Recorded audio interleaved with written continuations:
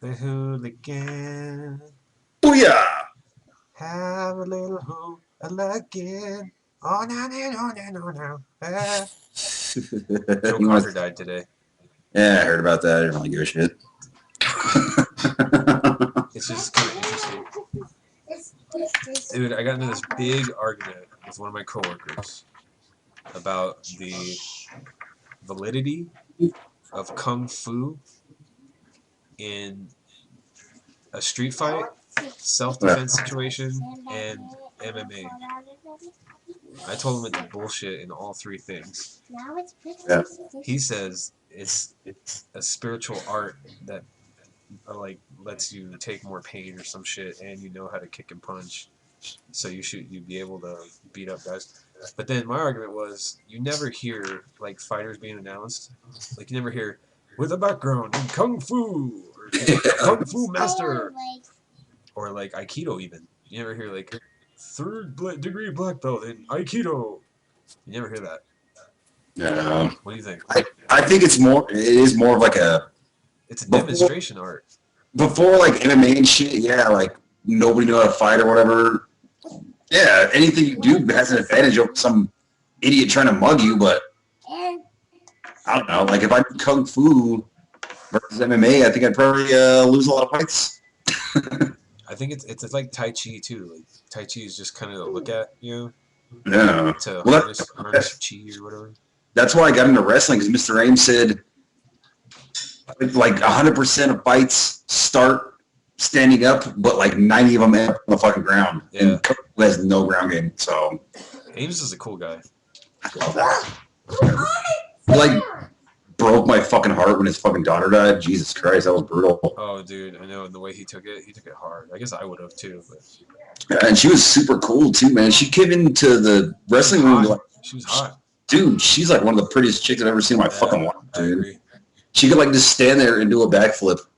Just stand. Yeah, she was all badass cheerleader. She would go to the wrestling room and run our like cardio and all that shit. She's the one who did that. It wasn't Mr. Ames. Mr. Ames is a big old fat guy. Yeah, his beer So belly. she came in and was like, "Here's how you lift weights. Here's how you fucking supposed to run. Here's how you're supposed to stretch." Fucking crazy. And everybody respected her. Nobody was like, "Fuck, get this chick out of here." Everybody's like, "Damn, dude, she can fucking kick my fucking ass." She was kind of like had a muscular build a little bit. Yeah, she was fucking strong, man. Yeah, that was crazy. I remember that. Like, it was crazy. You know what Yeah, sucks, and I've always felt bad about it. Remember, she had like a memorial service at school, yeah, and I got really stoned at lunch, and I yeah. didn't want to go to the service, and so I didn't go, and I felt like so bad about not going. But I was like so fuck. You know how when you get like really stoned and you're like, oh, dude, I don't want to like leave anywhere right now. I want to be where I'm at right now. Yeah, I don't want anyone to talk to me or anything. I'm so fucking high. That's how it was. The opposite. If you have like a couple, I can't wait to go to class. Shit. Fucking great. What was I gonna say? So I was watching Daniel Cormier because they're really pumping this Jones Cormier fight, Yeah, and I watched a bunch of his NCAA wrestling shit. yeah. Wow. And I watched a bunch of his Olympic wrestling shit. He was an Olympic wrestler. I didn't know that.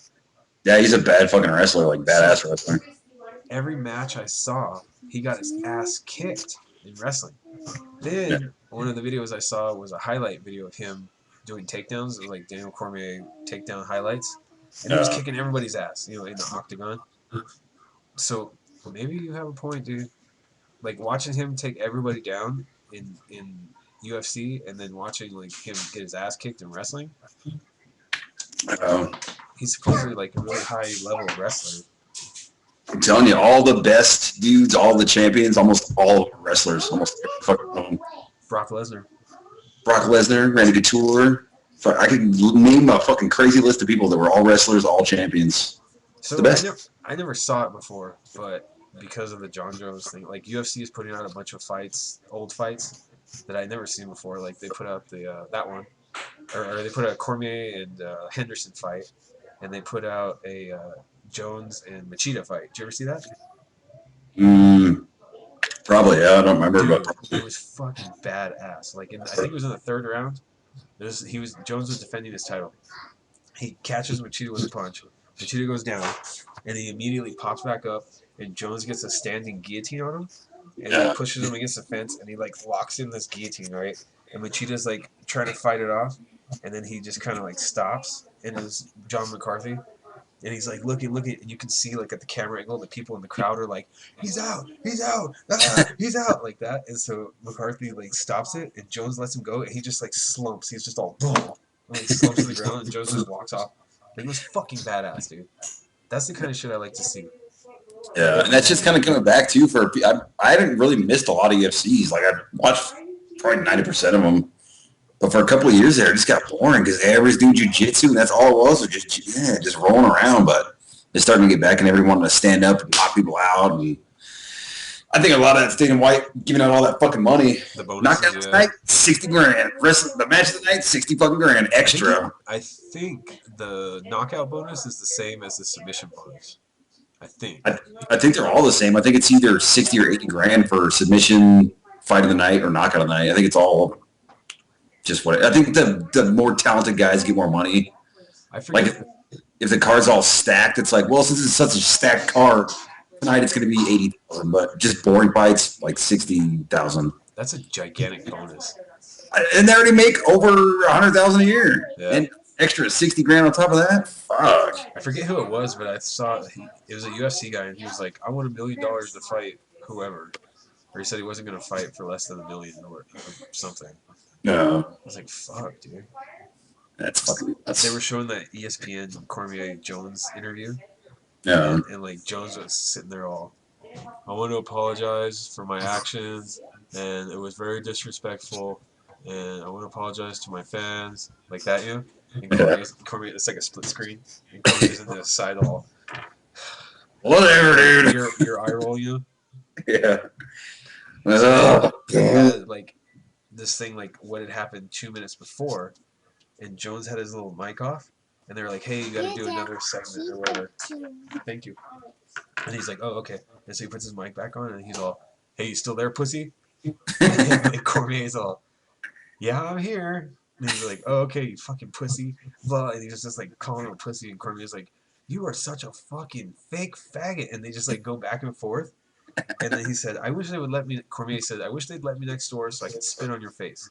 And then he got like all quiet and awkward, and Jones was all, "You know, I'd kill you if you did anything like that." And he's like, "Why don't you try it? Why don't you try it?" And he's like, "No, I would kill you. I wouldn't fight you. I would straight up kill you." And that's why I don't like fucking Jones, man. He used to be such a normal, humble fucking fighter. And fucking Cormier's right, dude. That guy's a fucking fake, man. Dude, after watching that, like he's totally fake. I couldn't believe it. And that's, again, we already talked about that whole Joe Rogan thing. How he's saying everybody that doesn't like him is a racist. No, it's because he turned into a fucking asshole. Yeah. At least Muhammad Ali started out that way. He was always like, "No, fuck you. I'm going to talk shit to everybody." But Jones started out as a humble guy. He was really like happy to be there. Now he's just all, "I'll kick everybody's ass. I'm the best." The fuck out of here with that shit. I hate that. That happens to everybody. Like, look at Arnold Schwarzenegger. You know, look how cocky he was. You know, he was the best. Look, I think it gets to your head. I don't think GSP ever got like that. And they're always saying Anderson Silva is a humble champion, but he's a dick in the ring, dude. How he plays around with everybody. Yeah. I think that's like dickish. I think he's cocky because of his abilities. Johns is just cocky because he's got a fuckload of money and fans now. It's like a little different. Because outside of the ring, Silva's like one of the nicest dudes ever. He's just like, "I'd love to be here. Thank you, Dana White. I love my fans." But Jones is just always sitting back. "Yeah, whatever, dog. Whatever." Yeah. Get out of here, that shit. But he's probably gonna win that fight, though. He probably is. After all that, he's probably gonna whoop Cormier's ass. Oh, and then they showed the Jones Shogun fight where he kicked his fucking ass, dude. I'm pretty sure I saw that one. Yeah. He was on the verge of he got him all rocked or whatever. Then he punched him in the gut, and he kind of like bent down a little bit, and then he was falling down. And Jones kneed him in the face, and then he fell down, and the referee came in to stop it. But what's his name? Shogun was all tapping. "Don't beat my ass anymore." I never seen anybody do that. I'm old. Tap out from knockout or tap out from punches or something. I've never seen that. Well, that's how Levi Price won that one fight. He was just cracking the dude, and the guy was just like, all right, I'm fucking done, dude. That fucking guy hits hard as shit. I wonder what happened to that guy. He must have went to jail or something because he just disappeared. Because he had a Facebook and he was like posting shit on Facebook, and he just disappeared. Well, when I was really into Facebook, this was fucking years ago, and he was saying how he wants to train more and more and more, but there's not really anywhere to train in Ruidoso, and he wanted to come here. He didn't have a place to stay, and I was like, dude, I got a little like mini gym in my house. You can stay here for fucking free, dude, just to get you down here to train. Because I was like, thought that dude would be like the baddest guy out there, and I told him that. I said, you can come to my house, you can stay here, rent's free, just do whatever you want to do. Just you can stay here. He never wrote me back, and that was literally the last time I heard from that guy ever. Yeah. Never heard from him. He just gone. I think he's in jail, dude. I don't know. I think he was kind of out of getting in trouble for years. And Emmanuel Blackman, I think, is in jail too. Did you know that fucking their dad died? Yeah. Yeah, I didn't know that. My mom told me that, or my stepdad told me that when I went to get my truck a couple weeks ago. I think that was awesome. Love that guy. Yeah, my parents are always all, do you know so-and-so? And I'm like, yeah. Well, they died. Or, do you know so-and-so? Oh, they got shot and they lost their arm. Yeah. I get a lot of that from my mom. She's always like, hey, fucking blah, blah, blah said, hey, and how's it going? I'm like, I don't know what the fuck that is, dude. Yeah, I don't give a shit. I look at my yearbook. I'm like, I don't know that person. I guess they know me. I don't know. I guess we kind of made our mark in that town. I know, right? It was a fucking, not a watermark. It was like a black ink stamp. Just all, boom, I was here. Fuck off. It was crazy. Like, for a while there, after I moved to, like, maybe a year and a half or more, after I moved out of there, I couldn't go back to town without seeing somebody I knew. Yeah. I couldn't go somewhere without seeing somebody I knew. Yeah. And you always didn't want to see them. They see you and they like wave and you're like, oh, fuck. Yeah, hey. Yes, I remember that time we partied. Yes, I remember that fight. Yeah, I remember all that. I was there. I felt so bad because, like, I saw Sean Donaldson for the first time in a long time. And it was, like, right after my accident, so I didn't really want to hang out with anybody. And he was like, dude, we're going to Farley's. You should come. We should hang out. And I was like, all right. And he kept calling me, and I just, like, ignored it. And he just wanted to, like, hang out really bad. But yeah, I give out fake numbers all the time. Number 281427. Don't call me. Leave me the fuck alone. That's why I keep that Google number, because if I want to keep the number, it's there, you know? And if I want to ignore it, I can. So the thing, every time somebody from Ruidoso gets my phone number and they call me one time, just to keep it there, I just save it as do not answer the phone. Yeah, so every time they call them all, I know it is, but don't answer. Probably some idiot wanting Coke or something that I haven't done in 14 years. Dude, watching that movie will make you want to do Coke. That's how every time I watch like Blow, I'm all, I want to just Coke, I want to smoke some weed. Or like Flight. When I watched Flight, I was like, dude, I want to do some fucking Coke. That was a crazy fucking movie. Holy shit. Speaking of movies, did you ever watch that documentary called Restrepo? Yes, I did. And did you watch the Caringal? I'm in the middle of watching. I'm 14 minutes into it right now. Restrepo is a little bit better, but yeah, I watched them. Nah, they're fucking crazy. Dude, that shit is nuts. In the new one, the Caringal, what is it? Caringal? I think it's pronounced Caringal, I think. Yeah.